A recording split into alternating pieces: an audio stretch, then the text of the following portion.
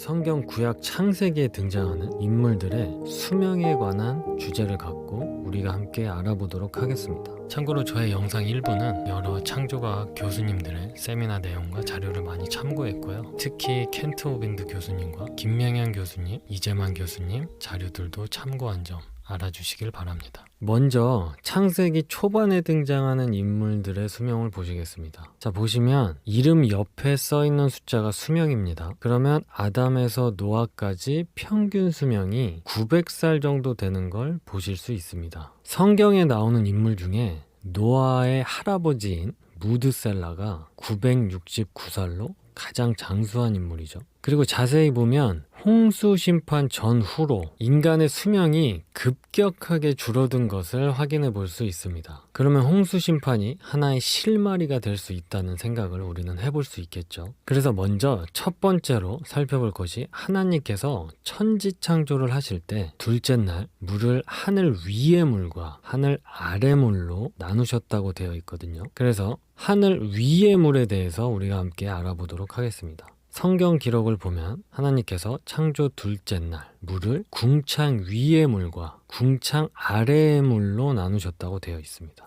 여기서 말하는 궁창이라는 단어가 좀 생소하죠. 영어 성경을 보면 firmament, 이것은 창공, 하늘을 이야기하는 건데요. 그러니까 우리가 쉽게 생각하면 하늘 위의 물과 하늘 아래의 물로 나누셨다고 보면 되는데, 일단 하늘 아래의 물은 우리가 지금 바다라고 쉽게 생각해 볼 수 있는데요. 하늘 위의 물이라는 게 생각하기가 쉽지가 않거든요. 이게 쉽지가 않은 건 당연합니다. 왜냐하면 지금 지구에는 하늘 위의 물이라는 게 없기 때문입니다. 그래서 하늘 위의 물이 도대체 뭘까 하는 생각으로 성경 기록을 찾아봤더니 성경에 하나님께서 홍수 심판을 하실 때 좀 이해할 수 없는 기록이 하나 있거든요. 창세기 7장 11절을 보시겠습니다. 여기 보시면 하늘의 창문들이 열려, 하늘의 창문들이 열려라는 이 기록이 여러분은 이해가 되시나요? 사실 이 기록을 우리가 상상하기도 쉽지 않고 이해하기도 쉽지 않고 믿기도 쉽지가 않아요.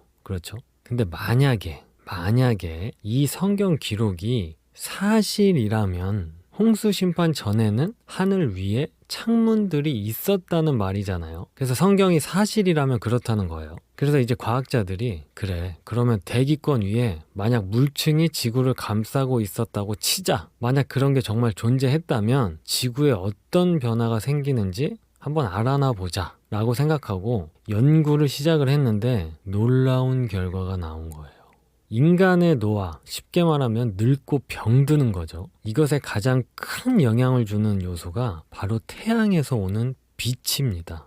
지구에 태양빛이 오는데 이 빛들 중에는 생명체들에게 이로운 빛도 있지만 지금은 해로운 빛도 있거든요. 그리고 지금은 해로운 빛의 비율이 더 많습니다. 보시면 감마선, X선, 자외선, 가시광선, 원적외선, 마이크로파, 전파 대략 이런 빛들이 오는데요. 이 중에서는 가시광선, 쉽게 무지개라고 이해하시면 되는데 이 가시광선을 기점으로 파장이 길고 약한 빛으로 원적외선, 마이크로파, 전파는 생명에게 이로운 빛이에요. 그래서 이 빛들은 쬐고 있으면 병들이 치유되기까지 하는 그런 빛입니다. 그래서 우리 물리치료 같은 거 받을 때 원적외선 같은 거 쬐고 그러잖아요.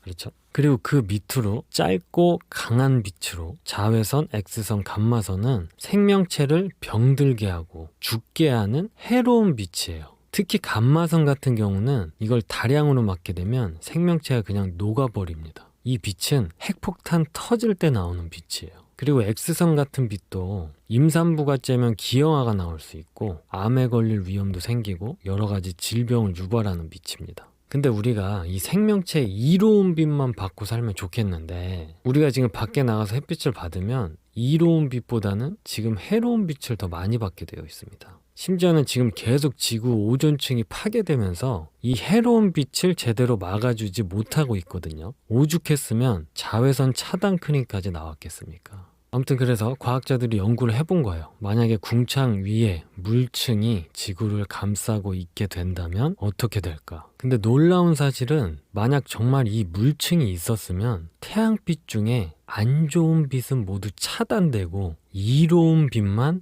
통과해서 지구로 닿게 된다는 것입니다. 이게 물리적인 원리 때문에 그런 건데요. 양자역학적 원리라고 합니다. 그래서 이 강한 빛들은 물 분자들과 서로 반응을 해야 되기 때문에 이 물층이 있게 되면 그것을 통과하는 게 아니라 반응해야 돼서 통과를 못하게 되는 것입니다. 자, 그리고 이 물층을 해석하는 방식도 여러 과학자들마다 해석이 조금씩 다른데요. 어떤 분은 눈에 보이지 않는 수증기층으로 되어 있을 것이다 라고 하고, 어떤 분은 정말 눈에 보이는 물층으로 되어 있을 것이다 라고 하는 학자들도 있습니다. 근데 최근에 제가 찾은 자료 중에 굉장히 설득력 있는 내용이 있어서 소개를 해드리면요, 이 물층이 얼음층으로 되어 있을 것이다 라는 해석이 있거든요. 일단 그 실마리는 성경 기록만 봐도 찾을 수가 있는데요, 아까 본 성경 기록을 보면 창문이라고 표현해 놨거든요. 창문이라는 게 사실 액체 상태를 창문으로 할 수는 없잖아요. 그렇죠? 근데 이것만 갖고 우기는 건 무리가 있기 때문에 과학적인 근거를 좀 소개를 해드리겠습니다. 최근 미국 나사에서 이상한 현상을 하나 발견했는데요. 우주선이 대기를 뚫고 올라갈 때 뒤에 배기가스를 남기거든요. 근데 그게 얼어서 얼음 구름을 만들어내요.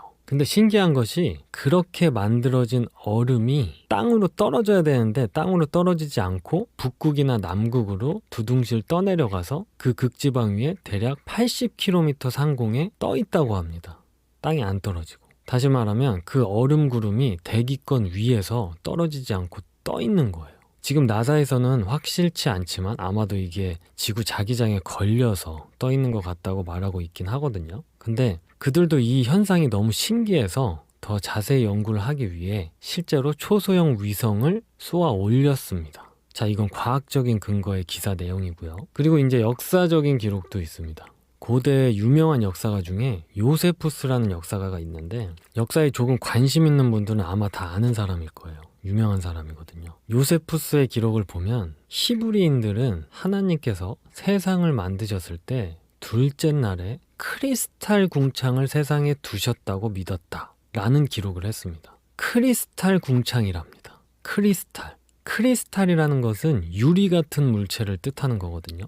뭔가 퍼즐이 맞죠? 그러니까 궁창 위에 관한 기록은 성경 기록과 요세푸스 기록, 그리고 나사에서 최근 찾은 하늘 위에 떠있는 얼음 구름, 이 세 가지에 근거한다면 그 물층이라는 게 얼음층으로 지구를 감싸고 있었을 수도 있다는 해석이 될 수 있다는 것입니다. 하지만 판단은 여러분의 몫입니다. 뭐가 맞는지 저도 몰라요. 자, 그 다음으로 이 긴 수명을 생각해 볼 수 있는 또 다른 요소는 바로 지구 자기장입니다. 우리가 살고 있는 지구는 큰 자석과 같은 원리로 되어 있습니다. 그래서 나침판이 그 자석의 원리로 만들어진 것이고요. 그래서 이 지구에는 자기장이 형성되어 있습니다. 근데 이 자기장이 태양으로부터 지구를 보호해주는 강력한 보호막 역할을 하거든요. 앞전에도 말씀드렸지만 태양에서는 핵 융합 이런 게 막 일어나면서 엄청난 파괴력을 가진 살인광선들이 폭풍처럼 뿜어져 나옵니다. 근데 만약에 우리가 살고 있는 이 지구에 이 태양에서 오는 살인광선들을 이 자기장이 막지 않고 직접적으로 맞으면 지구에 생명체가 있을 수가 없어요. 근데 우리가 안 죽고 살 수 있는 이유는 바로 이 자기장이 지구를 보호하고 있기 때문입니다. 다시 말하면 지구 자기장이 태양에서 오는 그 폭풍 같은 살인광선들을 막아주고 있다는 것입니다. 만약 이 자기장이 갑자기 없어지면 그 순간 지구에 살아있는 생명체들이 순식간에 다 죽어버립니다. 그 정도로 이 자기장이 지구에 살고 있는 생명체에게 반드시 필요한 요소라는 것인데요. 근데 큰 문제가 하나 있습니다. 이 지구 자기장이 시간이 지날수록 계속 약해지고 있다는 것입니다. 과학자들이 이 자기장의 세기를 오랜 기간 동안 측정을 해봤더니 대략 1400년마다 반토막이 나고 있는 거예요. 근데 우리가 여기서 생각해 봐야 될 것이, 제가 자주 하는 거 있죠. 바로 역추적이요. 과거로 그럼 돌려보자고요. 그러면 1400년 전에는 지금보다 2배 더 자기장이 강했겠죠. 그리고 2800년 전에는 4배였겠죠. 그리고 홍수심판 때, 그러니까 4200년 전에는 8배가 강했겠죠. 그리고 아담 시대 때 5600년 전에는 16배 이상 강했던 거예요. 그래서 정리해보면 아담 시대 때는 이 자기장이 지금보다 16배 이상 더 강했으니까 지금보다 16배 이상 더 강한 자기장이 지구를 보호하고 있었던 거예요. 근데 거기에 궁창 위에 물까지 추가되면 그때 지구는 엄청나게 보호를 받고 있었다는 걸 우리는 알게 되는 것입니다. 어쨌든 지금은 계속 자기장이 약해지면서 그 보호막이 점점 뚫리고 있거든요. 근데 그 현상을 우리가 눈으로 직접 볼 수 있는 게 있는데 그게 바로 오로라예요. 그래서 이 오로라 현상이 북극 같은 극지방에서 그 태양에서 오는 살인광선이 자기장을 뚫고 지구로 약간 들어온 현상입니다. 그게 오로라라는 현상으로 보여지는 거예요. 아무튼 그렇다는 건 이제 시간이 더 지나면 지날수록 우리가 지구 어디에서도 이 오로라를 관측할 수 있게 될 수도 있다는 거예요. 왜냐하면 자기장이 계속 약해지고 있으니까 북극 같은 극지방에서만 제한적으로 이걸 볼 수 있는 게 아니고 지구의 모든 위치에서 자기장이 뚫리는 이 현상을 보게 될 거잖아요. 근데 그때 되면 생명체들이 더 빠르게 병들고 더 빠르게 노화될 거예요. 약간은 무섭죠. 자, 그 다음으로 우리가 생각해 봐야 될 것이 바로 산소입니다. 산소. 한 가지 일화를 얘기하면서 이걸 조금 이야기를 풀어나가면 얼마 전에 미국 캘리포니아에 있는 국립과학교육센터의 회장인 지니 스캇이라는 분이 미국 중서부 지역에만 80개의 석탄층이 있는데 지금 이 세상에 있는 석탄 양을 보면 오늘날 지구의 모든 식물을 다 파묻어도 그렇게 많은 석탄으로 바뀔 수가 없을 거라고 말했습니다. 근데 이 주장은 이분뿐만이 아니라 모든 과학자들이 알고 있는 내용이거든요. 그래서 쉽게 말하면 지금 지구에 석탄이 너무너무 많아서 지금 지구에 존재하는 모든 나무와 풀과 덤불들을 아무리 쥐어 짜고 짜도 절대 지금의 석탄량을 만들 수 없다는 것입니다. 아무튼 엄청난 양의 석탄이 지금 지구에 묻혀 있다는 것인데요. 그래서 과학자들이 이것을 분석해서 지금의 식물 양과 비교를 해봤더니 지금 지구에 있는 석탄 정도의 양이 나오려면 지구가 어떠한 모습을 하고 있어야 되는지 그것을 역추적해 본 거예요. 그래서 그 결과를 말씀드리면요. 지금 우리가 살고 있는 지구는 바다가 70% 정도고 육지가 30% 정도거든요. 근데 지금 이 많은 석탄량이 있을 정도가 되려면 일단 육지가 80% 정도에 바다가 20% 정도가 돼야 되고요. 그리고 그 80%의 땅에 지금보다 100배 이상의 식물이 존재했어야 한다는 결과가 나온 거예요. 근데 여러분, 식물이 많아야 모든 생명체들에게 좋다는 건 누구나 다 아는 사실입니다. 그렇죠? 나무와 풀과 꽃이 우거진 숲속이 생명체에게 좋지 사막이나 빙하, 툰드라 같은 식물이 없는 곳이 생명체에게 이롭지 않거든요. 아무튼 그래서 예전에는 지금보다 식물이 100배가 많았다고 합니다. 참 좋았겠죠. 그리고 실제로 성경을 이제 들여다보면 채소와 나무가 온 지면에 있었다고 기록이 되어 있습니다. 온 지면에요. 근데 지금은 그렇지가 않죠. 지구의 70%의 땅은 물 밑에 있잖아요. 그러니까 저 기록은 홍수 심판 하기 전에 지구의 모습을 묘사해 놓은 기록인 거예요. 홍수 심판 이후로는 지구가 지금 우리가 살고 있는 모습으로 바뀐 것입니다. 지금 우리가 살고 있는 지구를 보면 사실상 사람이 비교적 쾌적하게 살 수 있는 땅은 이 지구의 땅 중에서도 3% 정도밖에 되지 않습니다. 나머지 땅들은 사막이나 빙하, 툰드라 혹은 고산지대 같은 땅으로 사람이 살기 힘든 곳이 압도적으로 많습니다. 그러니까 우리가 지금 보는 지구의 모습은 아담과 이브가 보았던 지구의 모습이 아닌 거예요. 그래서 홍수 전에 땅을 추측해 보자면 아마 80% 정도의 땅과 20% 정도의 바다가 있었을 것이다 라고 보고 있습니다. 그러니까 그때는 대양이 없었던 거죠. 지금 태평양 이런 게 없었던 거예요. 물은 지각 안에 있었고 궁창 위에도 물이 있었으니까요. 그리고 심지어는 그 80%의 땅에 식물들도 아주 빽빽하게 자라고 있었을 것입니다. 그래야지 지금 지구에 있는 석탄 양이 설명이 된다는 거예요. 그리고 이걸 설명하려면 지금의 북극과 남극 같은 극지방에도 식물이 빽빽해야 되거든요. 근데 지금은 북극이나 남극에는 온도 때문에 나무 한 그루 혹은 풀 한 푸기조차 없습니다. 그러면 예전에는 어떻게 거기에 식물이 살았느냐 이런 궁금증이 생기시죠? 지금은 현재 북극 지방 온도가 대략 영하 70도 정도 되고 적도 지방은 영상 40도 정도 되거든요. 그러니까 서로 온도 차이가 100도가 넘어요. 근데 만약에 궁창 위에 물층이 있었다면 놀랍게도 북극이나 남극에 식물들이 사는 게 가능합니다. 여러분, 물은요 비열이 가장 높기 때문에 만약 정말로 지구를 물층이 감싸고 있었다면 이 지구 전체를 온실처럼 온도를 균일하게 유지시켜주는 게 가능해집니다. 쉽게 생각하시면 우리 농사 질 때 식물에 더 좋은 환경을 만들기 위해서 유리온실 안에서 식물 재배하고 막 그러잖아요. 그런 거랑 비슷한 원리예요. 아무튼 그러면 지구 전체가 생명체들에게 살기 좋은 환경이 된다는 것입니다. 근데 이게 아무 증거가 없이 우기기만 하는 게 아니라 여러분 실제로 이 얼어붙은 북극 땅에서 이제 막 빙하가 있잖아요. 근데 그 빙하를 막 이렇게 뚫어보면 아프리카에나 있을 법한 아열대 식물들이 냉동된 채로 발견이 돼요. 그러니까 이 지역이 과거에는 따뜻했던 적이 있었다는 것이잖아요. 그렇죠? 그리고 특별히 성경 기록을 보면 하나님께서 홍수 심판 이후로는 추위와 더위를 시작하신다고 말씀하십니다. 그러니까 성경 기록도 이 내용을 뒷받침하고 있다는 거예요. 참 놀라운 거예요.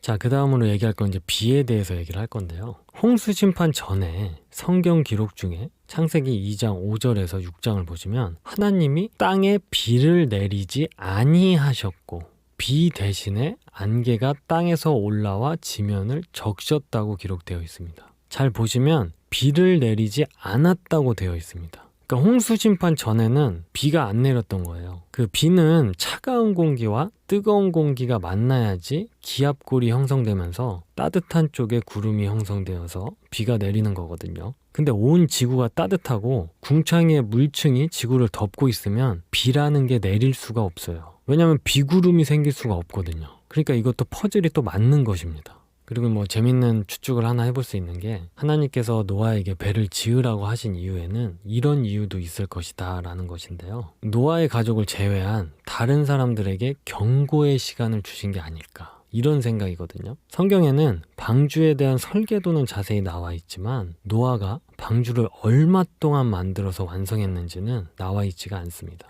뭐 어떤 사람은 몇 년, 어떤 사람은 뭐 몇백 년, 뭐 여러 주장이 많은데요. 어쨌든 성경에는 나와 있지 않습니다. 하지만 우리가 알 수 있는 건 노아가 방주를 금방 만들진 못했을 거예요. 오랜 기간 동안 만들었다는 것입니다. 그러면 사람들이 그 큰 배를 만드는 노아를 보고 이렇게 말했을 거예요. 노아야, 너 미쳤어? 뭐 하는 거야? 그럼 노아가 그랬겠죠. 이 사람들아, 곧 하늘에서 물이 떨어지고 그 물이 온 지구를 덮을 거야. 앞전에 얘기했던 것처럼 성경대로라면 홍수 전에는 지구에 비가 오지 않았습니다. 그러니까 사람들은 노아가 하는 이 얘기를 이해할 수가 없었던 거예요. 그렇잖아요. 비 내리는 걸 한 번도 본 적이 없는데 어떻게 그 얘기를 믿겠어요? 노아가 말했겠죠. 이 사람들아, 하늘에서 물이 떨어질 거야. 그 노아의 말에 모든 사람들이 노아를 조롱했겠죠. 그게 무슨 미친 소리야. 하늘에서 물이 떨어진 적이 단 한 번도 없는데. 사람들은 그렇게 노아가 정신이 나갔다고 생각했을 것입니다. 그러나 하나님의 때가 되어 하나님의 심판이 시작되죠. 노아 식구 8명을 제외하고 홍수로 인해 패역했던 모든 인간들이 멸망당하게 되죠. 그때 그 홍수에 많은 인간들이 죽어가면서 그 인간들이 하나님의 말씀을 경홀히 여겼던 자신들의 어리석음을 얼마나 후회했겠습니까? 근데 그 중에서도 가장 후회했을 사람들이 누구였을까? 뭐 이런 생각 해볼 수 있겠죠. 바로 노아와 같은 동네 살고 있었던 사람들이었을 거예요. 왜냐하면 그들은 밤낮으로 아침이나 저녁이나 매일 그 방주를 눈으로 보고 있었을 거잖아요. 지나다니면서 계속 보였겠죠. 우리도 서울 강남이나 분당 쪽에 살면 잠실 롯데타워가 계속 눈에 보이잖아요. 그런 것처럼 아무튼 홍수가 시작되는 날에도 방주는 여전히 있었던 곳에 있었을 거예요. 근데 홍수가 시작되고 그 홍수에 생명을 잃어가는 그 위급한 상황 속에서 그들은 방주 속으로 들어갈 수가 없었겠죠. 자, 그리고 무지개 얘기를 잠깐 하겠는데요. 여러분 그거 아세요? 이 물층이 만약에 있었다면 우리가 지구 내에서 무지개를 볼 수가 없어요. 근데 성경 기록을 봤더니 홍수 심판 때 물층이 그때 없어지고 홍수 심판이 끝난 후에 노아가 방주에서 나왔을 때 그때 하나님께서 무지개를 볼 수 있을 거라고 말씀하셨어요. 또 뭔가 퍼즐이 맞죠? 자, 그 다음에 산소에 대해서 추가적인 얘기를 조금 더 해드리면 그 여러 지질학자들을 통해서 과거의 지구에는 지금보다 비교할 수 없을 정도로 산소가 많았다는 증거들이 발견되는데요. 혹시 여러분 영화 주라기 공원 보신 분 계실 거예요. 지금 3편까지인가 나왔나 그랬는데 거기서 이제 1편을 보시면 공룡의 피를 빨아먹은 모기가 호박 진액에 갇히는데 그 진액 안에 있는 모기에서 공룡 피를 채취해서 그 피에 있는 DNA를 빼서 그걸로 공룡을 만드는 뭐 그런 픽션의 영화거든요. 그게 석화된 나무 진액인데 실제로 그런 게 발견이 돼요. 근데 그 안에 공기방울들이 갇혀있는 걸 같이 발견하거든요. 그래서 그것은 그 갇혀있던 모기가 살았던 그 오래전 시대에 당시 지구 공기 상태가 어땠는지 알 수 있는 증거가 되거든요. 그래서 그 공기방울을 분석을 해봤더니 그 공기방울에는 지금보다 50%가 더 많은 산소가 있다는 걸 발견한 거예요. 지금 현재는 여러분이 지금 숨을 크게 들이마시면 그 중에 100%가 다 산소로 들어오는 게 아니라 그 중에서 17%에서 많으면 24% 정도만 산소로 들어오게 되어 있거든요. 실제로 그래요. 근데 저 모기가 살던 오래전에는 마시는 공기 100% 중에 50%가 산소였다는 거예요. 여러분, 산소가 50%인 곳에서 우리가 살고 있다면 숨 쉬는 것 자체가 신나는 일이라는 거 아시나요? 아담이 깊게 숨을 쉬면서 우와, 재밌다 라고 말했을지도 몰라요.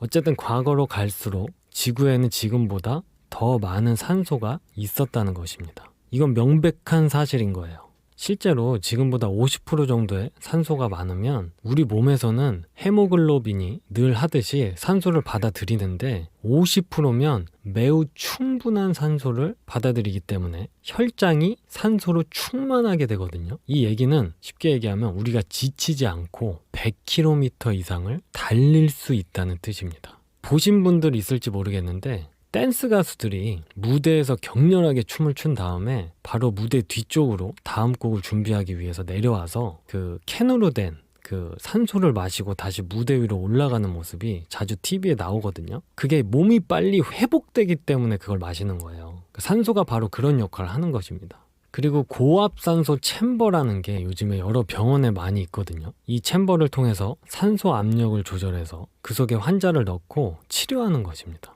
근데 어떤 차이가 생기냐면요, 회복 속도가 엄청나게 빨라지는 거예요. 이 치료로 인해 실제로 크게 기사화됐던 일화가 있는데요, 미국 텍사스에서 우물에 빠진 아기 제시카라는 기사인데 18개월짜리 아이가 왼쪽 다리가 파이프에 들어가서 반대쪽 다리가 뒤로 돌아가면서 다리가 벌어진 채로 20cm짜리 쇠파이프 안에서 아래로 미끄러져 떨어졌습니다. 그 아이가 그렇게 6m 아래로 떨어져서 그 안에서 이틀 반 동안 갇혀 있었는데, 근데 다행히 그 아이를 구출을 한 거예요. 당시 이 실시간 뉴스가 15분마다 계속 방송이 되었다고 하는데요. 근데 이 아이를 우물 밖으로 꺼냈을 때 몸의 많은 부분이 혈액순환이 안 돼서 피부가 까맣게 되어 있었다고 합니다. 특히 오른쪽 다리는 완전히 까맣게 되어 있었다고 해요. 이것은 다리가 비틀린 채로 뒤쪽으로 돌아서 얼굴까지 붙어 있었기 때문인데요. 그래서 의사들은 이 아이의 다리를 즉시 잘라야 된다고 말을 했는데, 그때 어떤 한 의사가 다리 전체를 잘라내기 전에 고압산소실에 한번 넣어보자고 말한 거예요.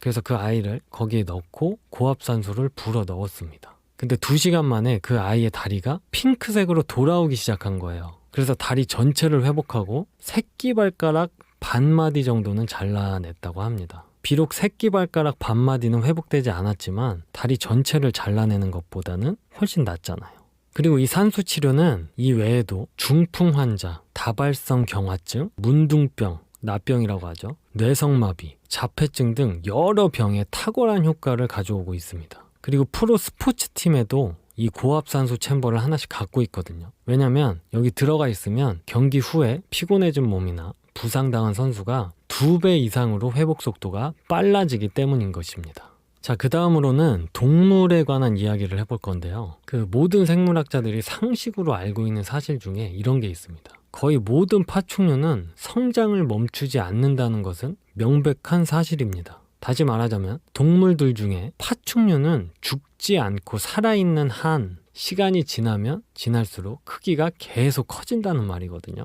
지금 인간은 대부분 18세에서 20세 정도가 되면 성장을 멈추죠. 근데 파충류는 그렇지 않다는 거예요. 근데 만약에 파충류인 도마뱀 같은 거를 한 마리를 에덴 동산에 넣어놓고 900살까지 살게 하면 그 도마뱀이 어떻게 될까요? 아마 엄청난 크기의 도마뱀이 될 것입니다. 왜냐하면 파충류는 죽지 않는 한 크기가 계속 커지니까요.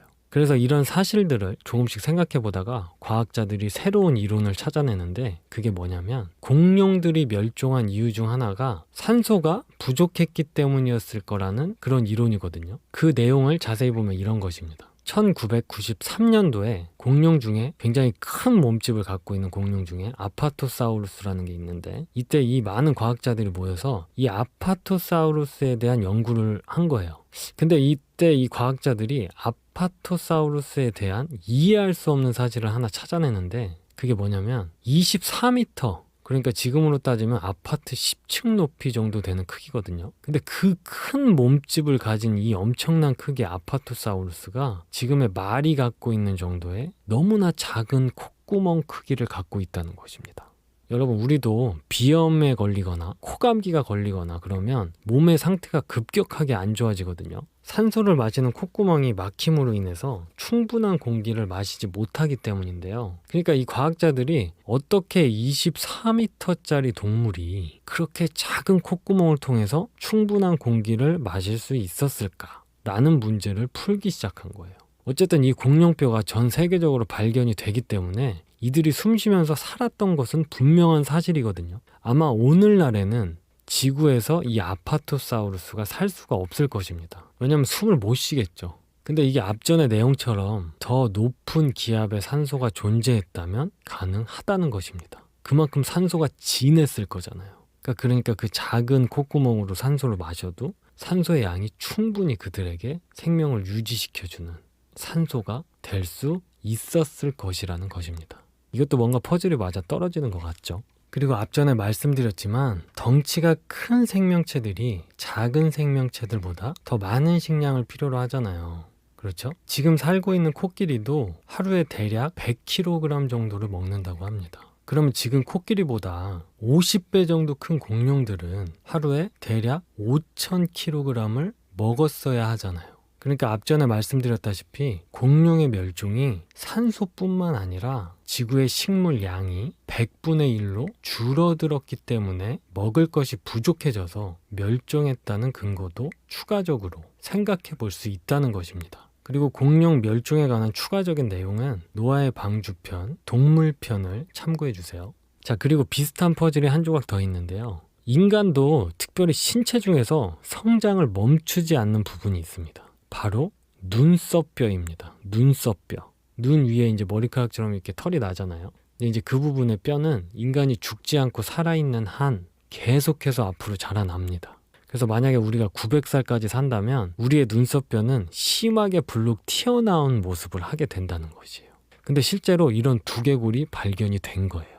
우리 예전에 교과서에서 배운 유인원의 두개골이라고 주장했던 네안데르탈인의 두개골도 이런 모습을 하고 있었습니다. 과학자들이 예전에 눈썹뼈에 대한 이 사실을 알기 전에는 당연히 눈썹뼈가 이렇게 이상할 정도로 튀어나온 이 두개골을 너무 이상하게 생각한 거예요. 왜냐하면 지금 현대인들보다 너무 이상할 정도로 많이 튀어나와 있으니까. 그래서 그거를 원시인의 두개골이라고 생각했던 거예요. 자, 그 다음으로 수명과 아주 밀접한 관계가 있는 것이 식생활입니다. 다시 말해서 생명체들이 뭘 먹고 어떻게 먹느냐에 따라서 그 사람의 수명에 큰 영향을 끼친다는 건데요. 이 사실은 모든 사람들이 그냥 상식으로 알고 있는 내용이기도 합니다. 자, 이제 성경이 어떻게 퍼즐이 맞는지 그걸 이제 함께 알아보겠습니다. 특별히 이 내용은 하주연 교수님의 세미나 내용을 참고했습니다. 더 구체적으로 알고 싶으시다면 내용의 링크를 참고해 주세요. 먼저 홍수 심판 전과 후의 식생활이 변화가 되거든요. 근데 어떻게 변화가 되는지 한번 살펴보겠습니다. 우선 홍수 심판 후에 노아가 방주에서 나왔을 때 하나님께서 노아에게 이렇게 말씀하십니다. 창세기 9장 3절입니다. 무릇 산 동물은 너희의 식물이 될지다. 채소같이 내가 이것을 다 너희에게 주노라. 그러니까 쉽게 말하면 이제 살아있는 동물을 잡아 먹으라고 말씀하신 거예요. 그러면 홍수 이전에는 뭘 먹었다는 거죠? 자, 홍수 이전에는 뭘 먹었는지 성경을 확인해 보겠습니다. 창세기 1장 29절입니다. 하나님이 이르시되 내가 온 지면에 씨 맺는 모든 채소와 씨 가진 열매 맺는 모든 나무를 너희에게 주노니 너희의 먹거리가 되리라. 이것은 쉽게 말해서 홍수 이전에는 채소와 열매를 먹으라고 하신 것입니다. 그러니까 다시 말해서 홍수 이전 사람들은 채소랑 과일만 먹었다는 것이에요. 자, 이제 성경 기록을 토대로 식습관이 생명체에게 어떤 영향을 주는지 자세히 알아보겠습니다. 자, 지금부터 말씀드릴 내용은 2009년 미국의 위스콘신 대학에서 발표된 연구 내용입니다. 자, 화면을 보시면 두 마리의 원숭이가 있습니다. 자, 왼쪽 원숭이를 자세히 보시면 피부 조직이 많이 처져 있고 털도 많이 빠져 있고 허리를 보시면 허리가 많이 굽어 있어요. 딱 봐도 왼쪽 원숭이가 많이 노화되어 있는 모습입니다. 자, 정면 사진도 한번 보겠습니다. 왼쪽 원숭이 허리가 굽어서 머리가 아래로 쭉 처져 있고 가슴 배 부분을 보시면 피부 조직이 많이 처져 있는 모습이 눈에 띄게 확 보이는 모습이죠. 그리고 오른쪽의 원숭이는 굉장히 젊은 모습의 원숭이죠. 뭐 큰 문제가 있어 보이지가 않죠. 근데 여러분, 이 두 원숭이의 나이가 똑같습니다. 근데 왜 이렇게 노화의 진행 속도가 서로 다르게 나타났을까요? 그 이유는 두 가지입니다. 절식과 식단입니다. 쉽게 말하면 얼만큼 먹었고 어떤 것을 먹었냐 하는 것입니다. 이 실험이 1989년도부터 76마리의 원숭이를 두 그룹으로 나누어서 한 그룹은 먹고 싶은 거 마음대로 먹게 하고 한 그룹은 30%의 양을 줄여서 채식과 과일 위주의 식단으로 먹게 한 것입니다. 그래서 25년 동안 어떤 변화가 있는지 계속 연구를 한 거예요. 그래서 어떤 차이가 구체적으로 있었는지 확인을 해보겠습니다. 먼저 질병이 발생되는 비율을 보시면 마음대로 먹은 그룹에서 암이 8건이 발생되었고 조절한 그룹에서는 4건이 발생되었습니다. 그리고 심장병은 마음대로 먹은 그룹에서 4건, 조절한 그룹에서 2건, 그리고 대사질환, 그러니까 당뇨, 고혈압, 고지혈증 같은 건데요. 마음대로 먹은 그룹에서는 17건이 발생되었고 조절한 그룹에서는 놀랍게도 한 건도 나타나지 않았습니다. 그리고 여기 그래프 가로축이 나이거든요. 그래서 선 길이가 길수록 수명이 긴 건데, 그래서 보시면 조절한 그룹이 수명도 훨씬 더 길게 나타난 거예요. 근데 이게 원숭이 실험에 대한 데이터만 있는 것이 아니라 뭐 미생물부터 곤충까지 모두 다 같은 결과를 보여줬다고 합니다. 자, 그래서 이제 과학자들이 먹는 것을 통해서 생명체들의 노화가 이렇게 다른 이유가 뭔가 연구를 한 거예요. 그래서 찾은 것이 바로 활성산소라는 것입니다.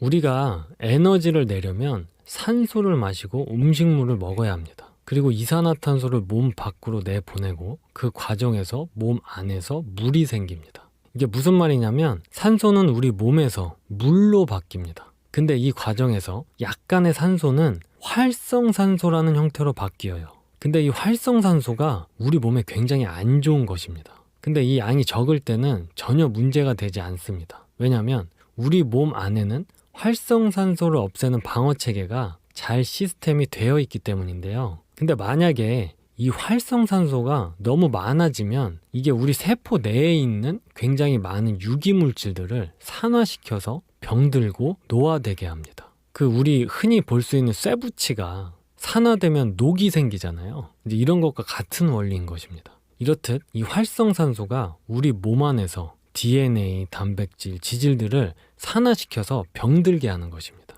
그래서 몸에 병이 생기고 노화가 생기는 것입니다.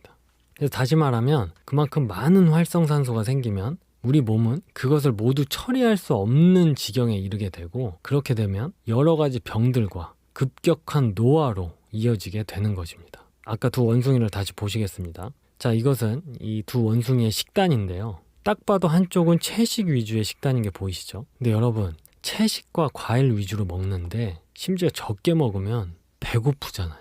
배고프죠. 우리가 사실 배고픈 것만큼 힘든 것도 없어요. 그래서 이제 과학자들이 이런 문제를 해결하기 위해서 소식에 효과를 낼 수 있는 물질이 있을 것이다 라고 생각하고 계속 찾다가 그것을 발견하게 되는데요. 그것이 레스브라트롤이라는 물질입니다. 그리고 실제로 이 레스브라트롤이 여러 식물에서 발견이 되어서 기능성 건강 보조제로도 시중에 많이 나오고 있습니다. 근데 과학자들이 이 물질을 어디서 처음 발견했냐면요. 포도 껍질에 많다는 걸 발견을 해요. 그래서 이 물질이 우리 몸에서 하는 역할이 항산화제 역할을 하는 것입니다. 앞전에 말씀드렸듯이 쇠붙이가 산화가 되면 녹이 쓴다고 했죠. 근데 그 녹 쓰는 걸 막아주는 역할을 한다는 것입니다. 그래서 이제 과학자들이 계속해서 항산화제가 풍부한 음식을 찾기 시작을 합니다. 그래서 과학자들이 찾은 거를 좀 보여드리면, 자, 보시면 당근, 시금치, 잡곡, 녹차, 토마토, 베리, 포도, 브로콜리, 마늘, 콩 뭐 이런 것들인데요. 그냥 딱 보시면 이것들은 그냥 야채와 과일들이에요. 그래서 보시면 채소와 과일을 많이 먹게 되면 얘네들은 저칼로리이기 때문에 활성산소가 적게 생기게 돼서 이롭겠죠. 근데 또 동시에 항산화제 역할까지 함께 하기 때문에 이 적게 생긴 활성산소마저도 제거되는 작용까지 하는 거예요.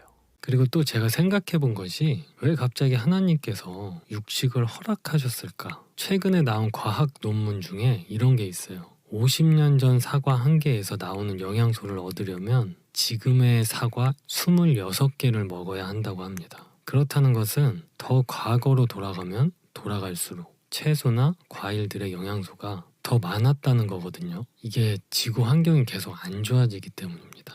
그래서 제가 생각해 본 것이 홍수 심판 이전에는 과일만 섭취하더라도 충분히 생명체들에게 필요한 영양소를 얻을 수 있었지만 홍수 심판 이후로는 그게 힘들어진 거예요. 그래서 하나님께서 이제부터는 육식을 하라고 말씀하신 게 아닌가라는 생각입니다. 그래서 홍수 심판 이전에 살고 있었던 이 사람들이 이렇게까지 수명이 길 수 있었던 거는 이런 여러 가지 때문에 가능할 수도 있다는 얘기를 하는 것입니다.